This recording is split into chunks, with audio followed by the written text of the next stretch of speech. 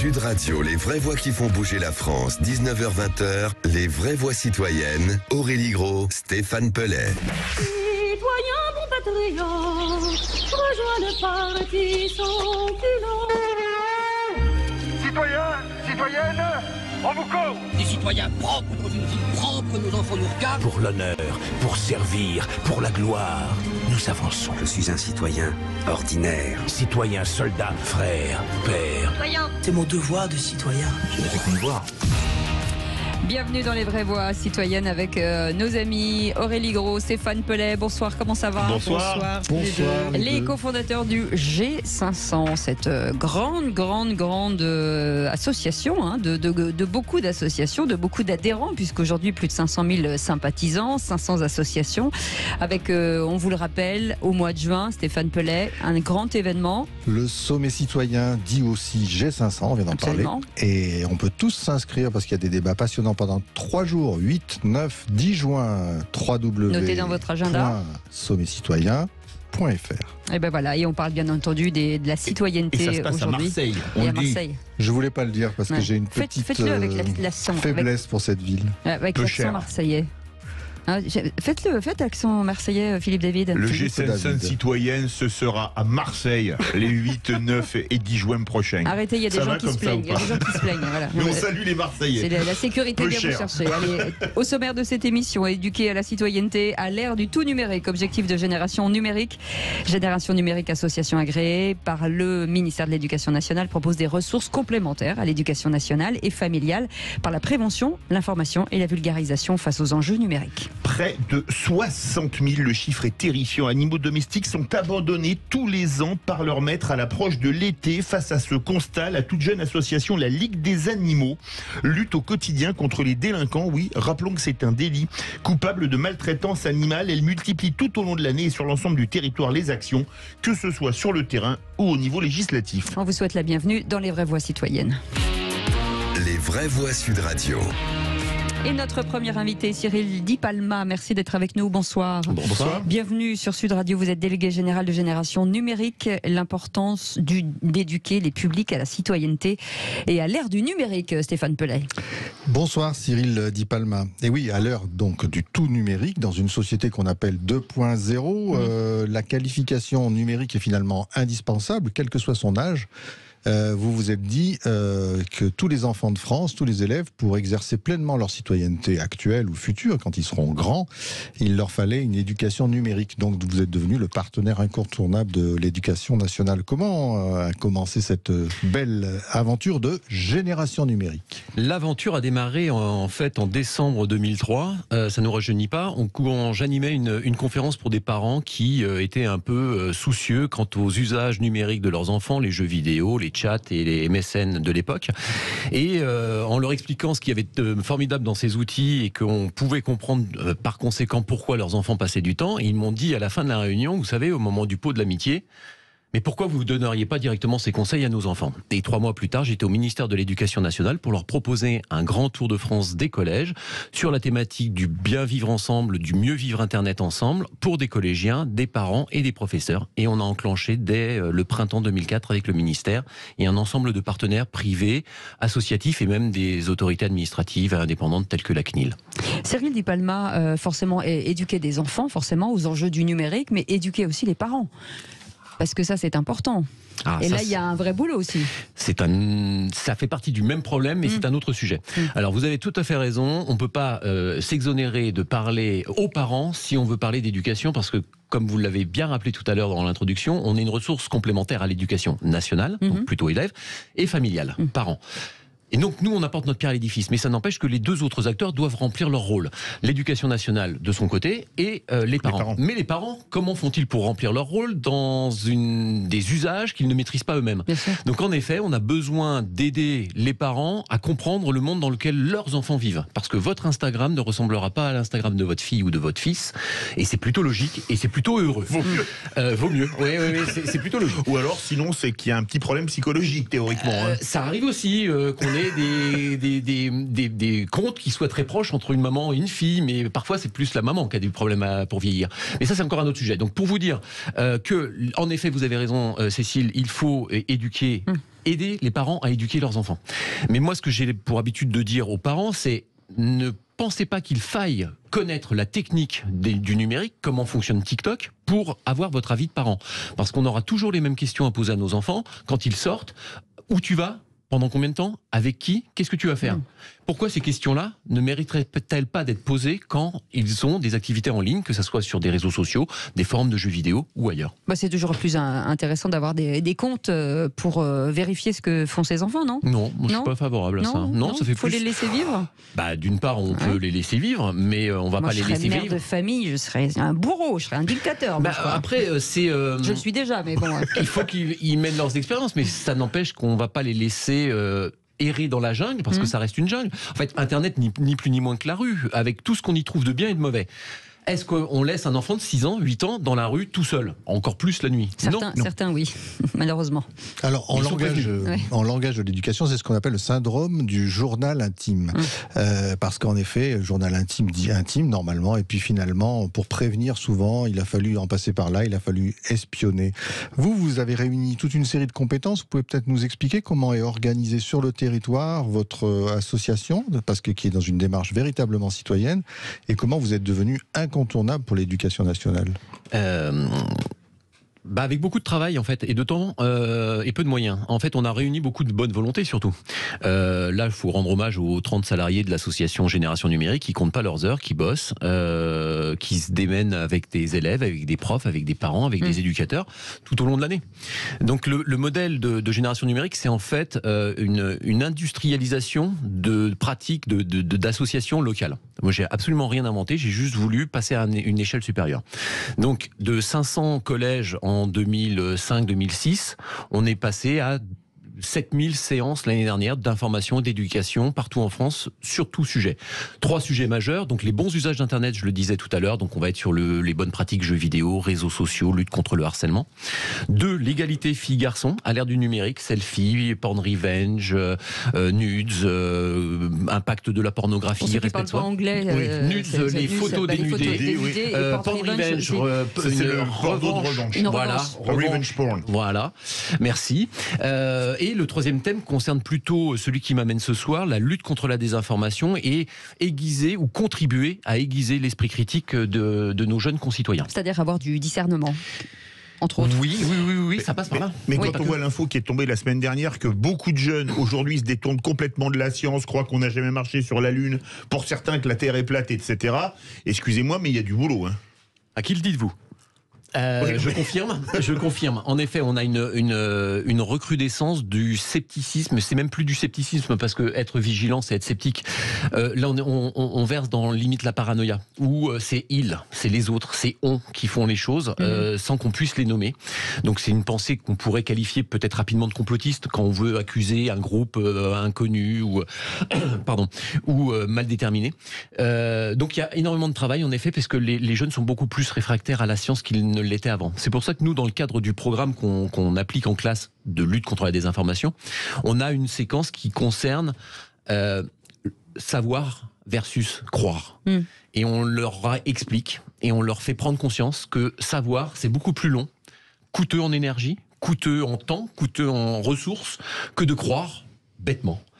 Alors on parle pas de religion quand on parle de croire, on parle de n'importe quelle croyance. Bien sûr, on l'avait compris, évidemment. Mais je préfère le préciser. Et c'est surtout le reste. Ce qui est important aussi, c'est de se dire que les enfants savent s'en servir, mais ils ne connaissent pas les limites et ils ne comprennent pas la projection que ça peut avoir sur leur vie future aussi. Non, en effet, alors on va pas demander à un enfant et à un ado de savoir se projeter, parce que je crois que c'est un peu inhérent au propre de l'adolescence de pas se projeter. Au moins de leur expliquer que ce que vous postez pour avoir un impact. Voilà. Et là, ils le mesurent. Enfin, ils n'ont pas ce recul par rapport à leur vie pour éviter de poster des choses ou de relayer une information, si on est sur le sujet des fake news, des rumeurs ou autres, ou des influenceurs, influx mythos.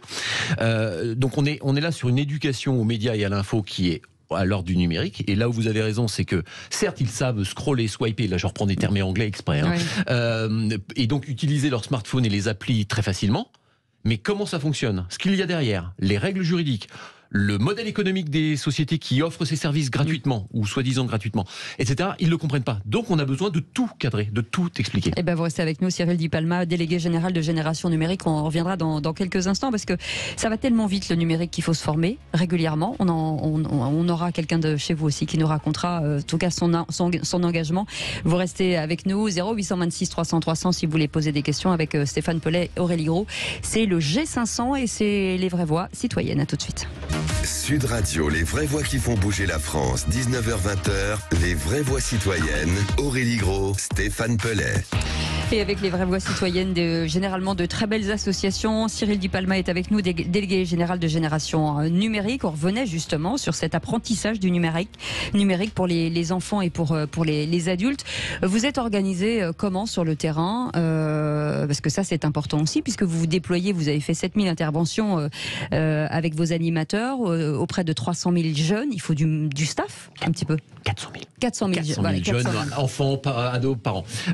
Oui, il faut du staff. On est une trentaine. On est 5-6 personnes au bureau pour organiser les tournées, s'occuper de tout l'envers du décor. Et il y a 24-25 intervenants et intervenantes qui habitent partout en France et qui rayonnent sur leur propre territoire en fonction des demandes qui nous sont adressées par les écoles, les collèges, les lycées, en fonction des sujets qu'on aborde. Et ils sont recrutés comment ? Sur quoi ? Ce sont des spécialistes ? Ou sont des mères de famille ? Ce sont surtout des spécialistes de l'animation, parce que ce qu'on cherche, ça va être de vulgariser. Donc vous avez dans l'image le C'est pas sorcier qui va vous apprendre quelque chose de conceptuel et de le faire passer à n'importe qui. Et ben nous, on a donc des professionnels de l'animation qui n'ont pas forcément un vernis numérique, un vernis juridique, un vernis technique, mais qu'on leur inculque, qu'on leur apprend pour qu'ils puissent après répondre à toutes les situations qu'ils rencontrent dans les enceintes scolaires. Écoutez. Quand tu partages sans réfléchir une info, tu contribues à la propagation des rumeurs. Prendre du recul en vérifiant, c'est commencer à exercer ton esprit critique en te disant que c'est pas parce que c'est énormément partagé que c'est vrai. Voilà, c'est pas parce que c'est énormément partagé que c'est vrai. Et on va en parler avec Léa Arnaud Lemer qui est avec nous, intervenante en Gironde. Bonsoir Léa, bienvenue sur Sud Radio. Bonsoir. Vous êtes l'une des intervenantes pour le compte de Génération Numérique. Donc, comme le disait Cyril il y a quelques instants, vous n'êtes pas spécialiste du numérique, mais en tout cas, vous avez une façon d'en parler qui rend le sujet très pédagogique. Alors c'est ça, nous on a plutôt une attitude effectivement à vulgariser, on serait plutôt sur une posture à faire des choses un petit peu ludiques.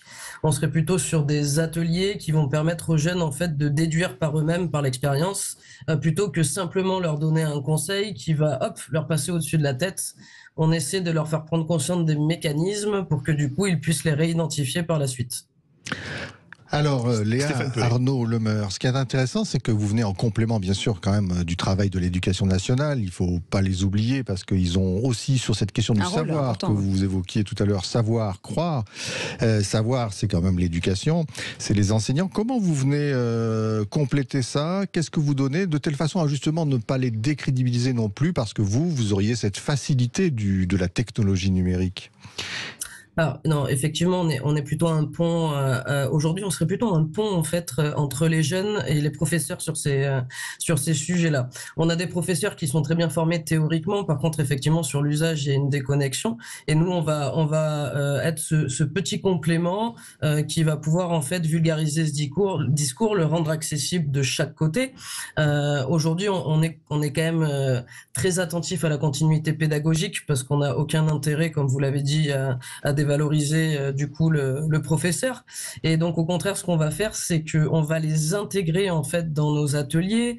On va même leur donner accès à nos fiches pédagogiques pour qu'ils puissent, s'ils veulent, même possiblement réitérer en fait les activités qui ont été faites.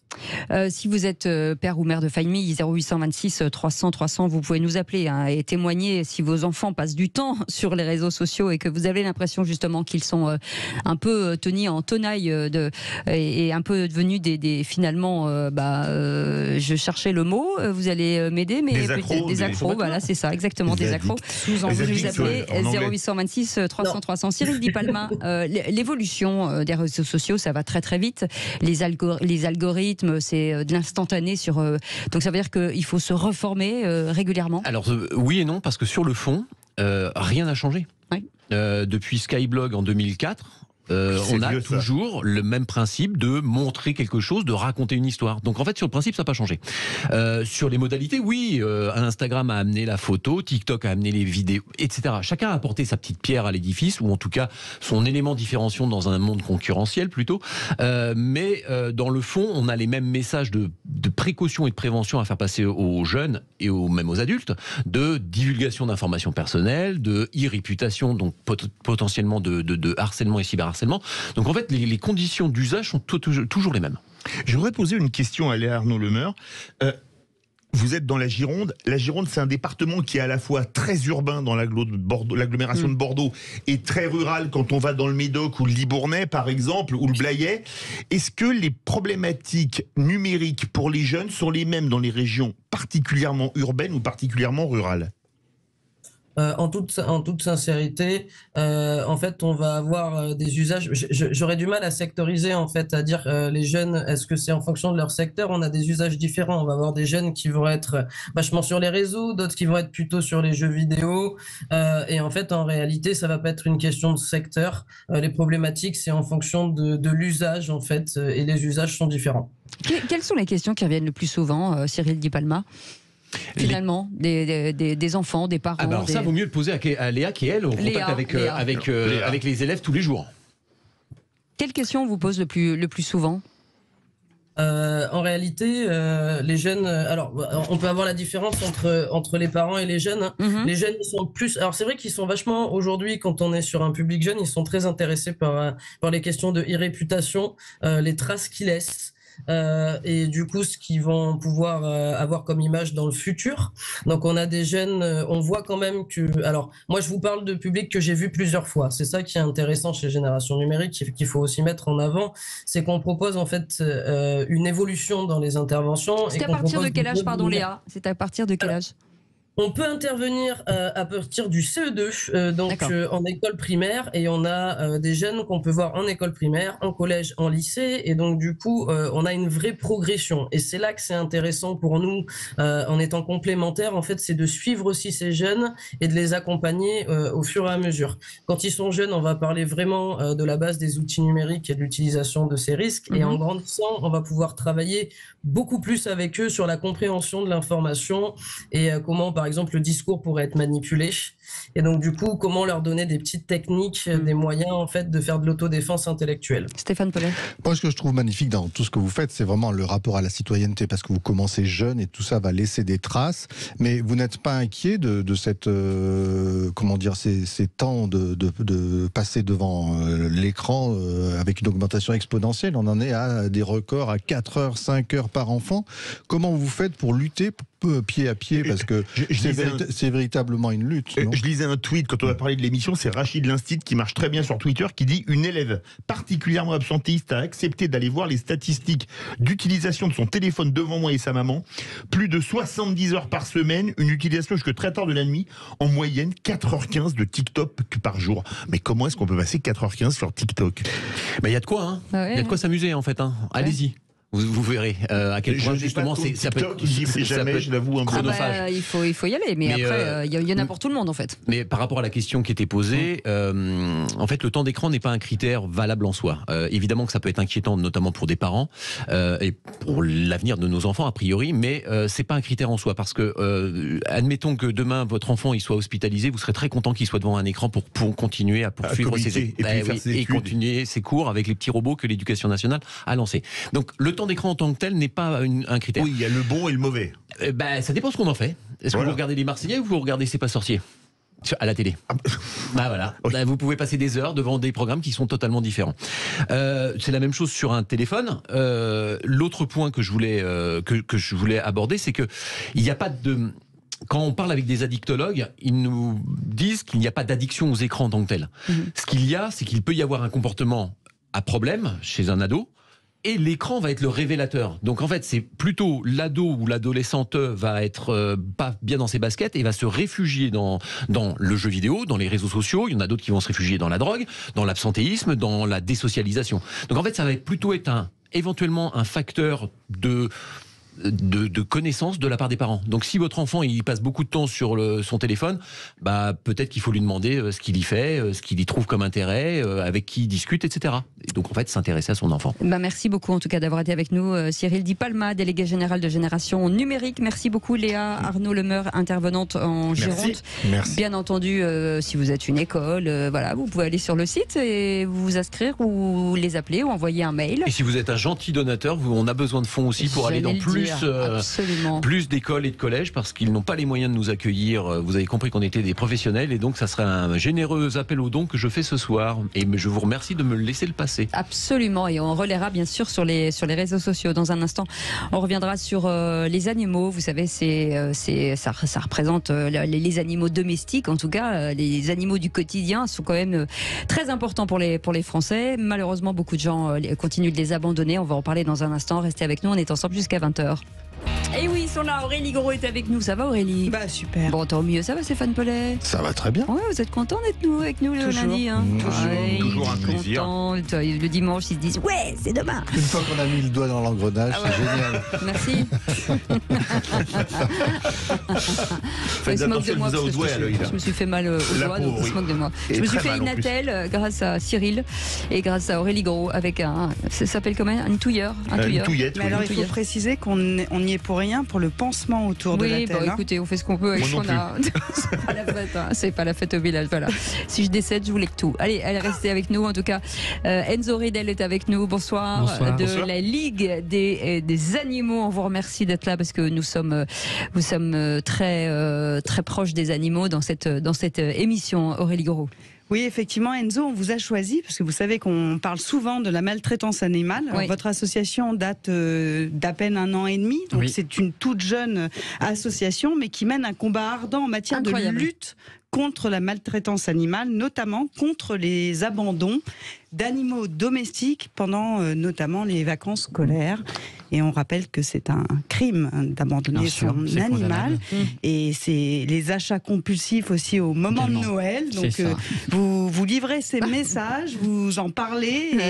Et voilà comment a démarré cette aventure. Vous êtes plutôt jeune, déjà plutôt engagé, mais plutôt même très jeune. J'ai 22 ans et j'ai créé l'association La Ligue des Animaux à l'âge de mes 14 ans.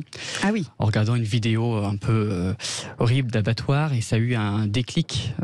Et donc j'ai créé cette association qui à la base avant était un collectif, donc en 2015. Et petit à petit, le collectif a grandi. Des bénévoles m'ont rejoint dans cette aventure et maintenant nous sommes sur tous les réseaux sociaux. Et nous sommes suivis par plus de 150 000 personnes sur tous nos réseaux sociaux. Et vous avez plusieurs professionnels dans votre association, notamment des avocats qui vous suivent sur le plan législatif? Plutôt sur les affaires judiciaires. Notamment là, nous sommes portés partie civile sur la petite chienne Texas qui a été tabassée par un couple de rappeurs. Donc nous avons un avocat qui nous représente en tant que partie civile.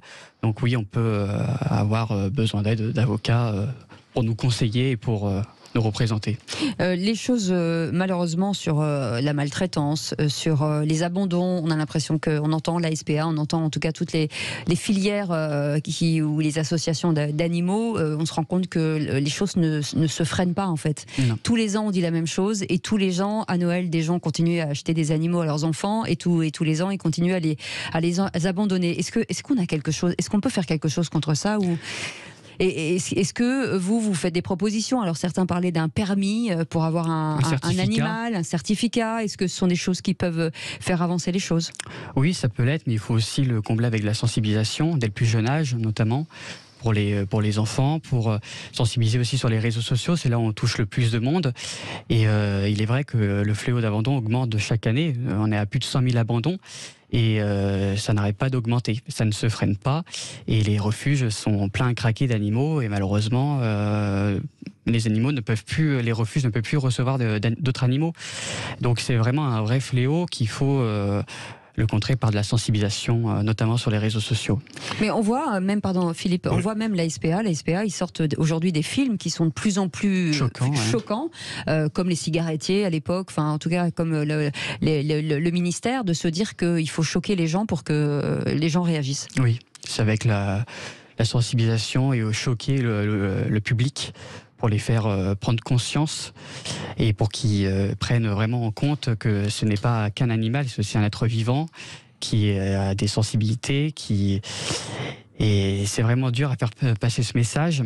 Et c'est ce que nous, on essaye de faire à travers nos campagnes de sensibilisation. Notamment, vous avez pu participer l'année dernière et je vous en remercie. Je vous en prie, avec plaisir. Enzo, avant de donner la parole, peut-être qu'Aurélie veut la parole. Vous travaillez avec des avocats. Quand on arrête des gens qui sont jugés parce qu'ils ont abandonné leur chien sur une aire d'autoroute ou au bord d'une route, qu'est-ce qu'ils disent pour se dédouaner devant la justice? Moi, c'est la question que je me pose. Qu'est-ce qu'on peut avoir comme défense? Certains plaident coupables, mais ils n'ont rien, puisque les peines ne sont pas énormes. Là, il y a eu une loi qui est passée le 30 novembre 2021, donc les peines ont augmenté, donc passé de 2 ans d'emprisonnement à 3 ans, mais de 30 à 45 000, mais c'est jamais appliqué, parce qu'il faut aussi sensibiliser les juges à cette question-là, pour qu'ils prennent en compte vraiment la souffrance animale. Mais c'est vrai que les peines sont très peu appliquées, et parfois ils sont très risibles. 2 mois de sursis, c'est très peu, c'est pas assez. Dans le cas, vous parliez Aurélie, vous parliez des rappeurs là, de cette petite chaîne Texas. Donc ça, forcément, c'est très visible parce que ce sont des gens très connus. On parlait des influenceurs tout à l'heure avec Cyril, des mauvais et des bons influenceurs. Là, pour le coup, j'imagine que l'opinion publique a pris fait et cause pour vous et contre eux. On a vu énormément de choses. Ça peut avoir un impact. Oui, tout ce qui est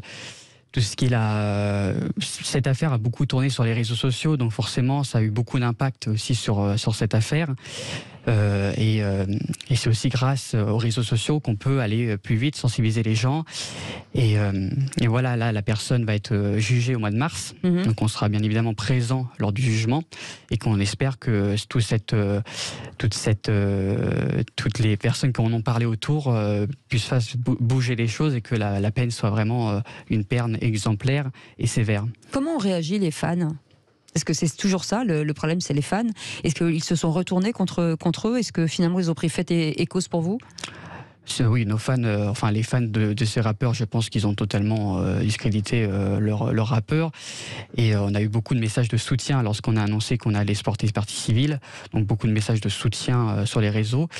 Et voilà, les choses changent, mais il faut continuer ce travail de sensibilisation. C'est-à-dire que la condition animale, quand on regarde au niveau des citoyens, c'est une cause qui intéresse énormément nos concitoyens. On voit dans les sondages, on a eu certaines interventions, certains sondages, notamment au moment du débat sur la corrida, et ça c'est un des combats d'ailleurs que vous avez mené avec des solutions que vous proposez, et ça vous allez nous en parler.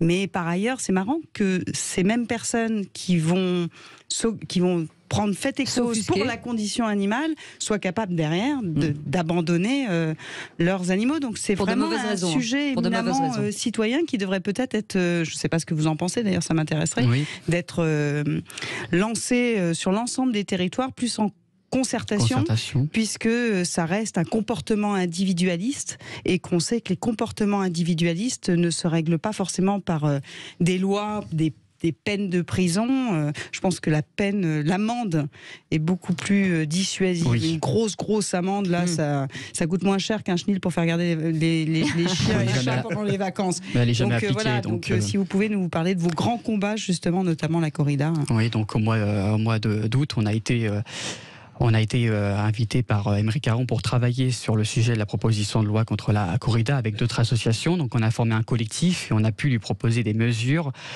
concrètes, notamment la fin de la mise à mort des taureaux, sans pour autant interdire la corrida et toutes les festivités, parce qu'il faut savoir que c'est vraiment... Comme ça se fait au Portugal, où il n'y a pas de mise à mort. Voilà, il faut savoir qu'il y a autour... Qui sont interdites par la loi. C'est ça. Et qu'il y a autour, il y a beaucoup de festivités, que c'est vraiment une fête économique, ça rapporte beaucoup d'argent, donc on ne peut pas arrêter du jour au lendemain. Donc on a apporté ces solutions-là à ce député, mais malheureusement cette proposition de loi n'a pas été aboutie, puisqu'il y avait un très grand nombre d'amendements qui ont été déposés, parfois qui n'avaient aucun intérêt, qui étaient inutiles, et donc...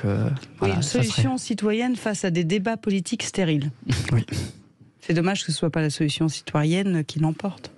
Et aujourd'hui, vous travaillez avec des associations comme la SPA. Est-ce que entre associations de défense des animaux, forcément, ça crée une cohésion? Est-ce que vous travaillez ensemble sur des dossiers communs? Alors, il se peut, là, par rapport à l'affaire de la maltraitance, on s'est porté partie civile, donc il y a 2 autres associations. Donc, on va bien évidemment se contacter pour en parler et puis se coordonner par rapport à cette affaire. Mais bien évidemment, des fois, on travaille avec des associations locales, notamment pour des sauvetages. Donc, on a des contacts partout en France d'associations, de refuges également, pour placer les animaux qu'on peut sauver lors de sauvetage. Et oui. Est-ce que vous incitez, comme certains le demandent, à le dire mon voisin maltraite son animal?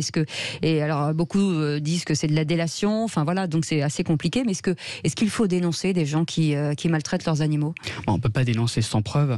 On reçoit des signalements, mais malheureusement des fois ce ne sont pas des signalements assez poussés, donc pas de vidéos, pas de photos. Donc on leur demande des fois de nous envoyer des preuves. Sinon on ne peut rien faire. Là on a reçu un signalement d'une petite chienne qui était abandonnée toute seule dans une maison, donc on a intervenu. Donc maintenant, l'affaire est en cours, mais on peut se déplacer, mais il nous faut des preuves avant, du contexte également, pour pas s'aventurer sur des choses qui seront peut-être inutiles et perdre du temps. C'est vrai qu'on voit de plus en plus de gens qui déménagent et qui laissent leur animal dans l'appartement parce qu'ils ne savent pas quoi en faire. On en voit de plus en plus. En tout cas, on en parle de plus en plus. Je ne sais pas s'il y en a de plus en plus, mais on en parle de plus en plus. Oui, des animaux qui meurent de soif, de faim dans leur balcon en pleine canicule. Et c'est vraiment détestable. Et vous restez avec nous, Enzo. On continue bien entendu avec vous et puis on ira sur le terrain aussi avec un témoin. Et puis vous voulez nous appeler 0826 300 300. Vous aussi, vous êtes ulcérés par ces abandons d'animaux. On est ensemble jusqu'à 20h. À tout de suite. Sud Radio, les vraies voix qui font bouger la France. 19h-20h, les vraies voix citoyennes. Aurélie Gros, Stéphane Pellet. Eh bien oui, ils sont bien là, les vraies voix qui font bouger la France, les vraies voix citoyennes. Stéphane Pellet, Aurélie Gros. Un petit point sur toutes ces associations, parce que c'est vrai que chaque semaine, de plus en plus, il faut bien dire que ce qui est important, c'est qu'on suit ces associations, vous les suivez et vous leur apportez des solutions. Stéphane ou Aurélie veut répondre? Stéphane, je t'en prie. On avait eu l'occasion il y a peu de temps de faire une petite synthèse. Oui, c'est génial. On fait souvent le pont avec les ministères, les cabinets ministériels s'il y a besoin, avec les parlementaires s'il y a besoin de faire avancer un certain nombre de choses. Et puis surtout, on tisse le lien comme ça dans les collectivités, sur le territoire, avec, comme on l'a dit tout à l'heure, ce beau moment du sommet citoyen à Marseille, 8, 9 et 10 juin. Et j'en profite d'ailleurs pour dire que, par exemple, sur le numérique, il y aura un très beau débat sur citoyenneté à l'ère du numérique, où vous serez tous là. Et c'était une sorte de teasing que nous avez offert, Cyril. Merci beaucoup. En tout cas, s'il y a des sujets qui vous intéressent et si vous voulez aussi vous engager, c'est important de le faire, que ce soit financièrement, parce que ces associations ont besoin de vivre, mais aussi de donner votre temps. Vous savez que vous pouvez ou rejoindre le G500 et leur laisser des messages, ou à Sud Radio, ou ne laisser des messages, ou aller directement voir les associations qui manquent de bras, bien entendu, et qui manquent d'expertise. Souvent, ils ont besoin toujours de gens pour les aider, et qui manquent de sous, surtout. Et on était avec Enzo de cette jolie association qui s'appelle la Ligue des animaux. Aujourd'hui, Enzo, pour vous déployer, vous avez combien de bénévoles? Est-ce que vous êtes partout en France? Est-ce que vous avez des relais? Comment vous êtes organisé? Alors nous sommes une 50aine de bénévoles partout en France. Donc avec divers postes, nous avons des graphistes, des monteurs pour la réalisation des campagnes de sensibilisation. Donc voilà, une 50aine de bénévoles. Et vous travaillez comment avec les refuges? C'est-à-dire que quand quelqu'un vient vous voir pour vous dire que voilà, il y a un animal qui est maltraité, c'est quoi la procédure? Il nous le signale, donc soit par mail ou sur nos réseaux. Et donc nous ensuite on pose des questions, on enquête et on va sur le terrain pour voir après si la personne dit vrai et s'il y a vraiment une maltraitance. Et ensuite on va contacter les propriétaires. Ensuite, ça peut aller jusqu'au dépôt de plainte avec l'avocat. Ah oui. Mais vous travaillez pas du tout avec la police, la gendarmerie, voilà, ou vous travaillez avec la SPA, pas du tout. Non. Pas de lien. Pas de lien non plus. Non. On a un témoin qui est avec nous. Une bénévole, Héloïse, qui est avec nous. Bonsoir. Bonsoir Héloïse. Bonsoir. Merci d'être avec nous, Héloïse. J'imagine que vous êtes forcément comme nous tous passionnés par les animaux. Vous avez décidé de vous engager auprès de la Ligue des animaux. Ça a démarré quand cette belle association entre vous et la Ligue? Alors, c'est très récent, ça fait 3 mois à peu près. Ah bah oui. Oui, très très récent. En fait, je cherchais du travail à l'époque et en étant sur LinkedIn, j'ai vu cette annonce de bénévolat pour un chargé de communication au sein de la Ligue. Donc j'ai regardé un petit peu ce qu'il faisait. Et effectivement, je me suis rendu compte que c'était une très jeune association qui avait besoin d'évoluer sur plein de domaines. Et je me suis dit... bon bah c'est le moment de m'engager, de me réengager en fait associativement parlant, parce que j'étais déjà engagée il y a quelques années en tant que bénévole dans une autre association de protection des animaux. Et voilà, et j'ai voulu réitérer, mais cette fois mettre, on va dire, mon côté pro un peu plus sur le devant de la scène, on va dire. Voilà, l'expertise dont je parlais tout à l'heure. Cyril Di Palma est toujours avec nous, délégué général de Génération Numérique. On évoquait hors antenne un point assez intéressant de ce que regardaient finalement les jeunes sur les réseaux sociaux, sur les images choquantes. Et racontez-nous l'histoire finalement que les animaux, c'est ce qui revient le plus souvent. Oui, alors, comme je le disais tout à l'heure, on mène des enquêtes avant notre passage dans les établissements scolaires et on adresse un questionnaire assez complet aux élèves. Et parmi les questions qui leur sont posées, c'est de savoir s'ils sont déjà tombés sur des contenus choquants, violents, sexuels, haineux sur Internet. Évidemment, ils répondent unanimement qu'ils sont déjà tombés sur ces contenus choquants. Et le premier contenu choquant auquel ils font référence, c'est les scènes de maltraitance des animaux, pour 56% d'entre eux. Donc il y a plus d'un gamin sur deux qui tombe sur des contenus choquants et notamment liés à la maltraitance animale. Pardon, allez-y. Non, allez-y. Je voudrais vous poser une question. Quand on pense abandon, maltraitance animaux, on pense chien-chat en particulier. Les maltraitances aux poissons rouges, ça doit pas ce qu'il y a de plus fréquent théoriquement. Est-ce que vous avez un problème d'abandon par rapport à ce qu'on appelle maintenant les NAC, les nouveaux animaux de compagnie, des gens qui achètent un python pour le mettre chez lui et qui se rendent compte qu'un python, c'est pas si facile que ça à gérer. Vous avez ça ou pas ? Il y en a forcément, nous on n'a pas eu de signalement comme ça, mais c'est vrai qu'il existe des maltraitances sur les chevaux. Sur les chevaux par exemple. Voilà. Et donc justement, pas vous d'abri. développez un nouveau projet là actuellement. Ça. On va organiser des événements pédagogiques pour informer les gens et les former pour détecter pour comment détecter un animal qui souffre. Donc on va essayer de le déployer à l'échelle nationale, une formation, et pour que les gens puissent détecter, parce qu'il y a beaucoup de maltraitance, notamment sur les chevaux, pas d'abri, des côtes très, très maigres. Et ça, les gens ne le savent pas, ne le visualisent pas tout de suite, parce qu'il faut des gens professionnels également pour le voir. Et même des pattes, les sabots. Des sabots, merci, qui sont mal taillés, qui sont mal entretenus. Et ça aussi, c'est une maltraitance. Et on retrouve ça sur les animaux aussi de la ferme. Aussi. Oui, mais il y a aussi animaux de la ferme, les chèvres que les gens prennent, les moutons et qui les laissent aussi. Ça devient compliqué quand même. Ça fait un gros boulot. Est-ce que les collectivités locales travaillent avec vous ? Est-ce que les départements ? Parce que forcément c'est un enjeu aussi national. On parlait d'un ministère des animaux. Fut une époque. Est-ce qu'il faudrait avoir peut-être un secrétariat d'État aux animaux ? Est-ce qu'il faudrait mettre ça en place sous la protection du ministère de l'Agriculture, par exemple? Bien sûr, parce que la cause animale est une cause aussi politique, parce que c'est que par là qu'on avance. Donc un secrétaire d'État qui serait indépendant du ministère de l'Agriculture serait une bonne chose pour faire avancer les dossiers de la cause animale. Donc bien évidemment que oui. Qui est votre interlocuteur, vous? On dépend du ministère de l'Agriculture. Ouais, c'est ça.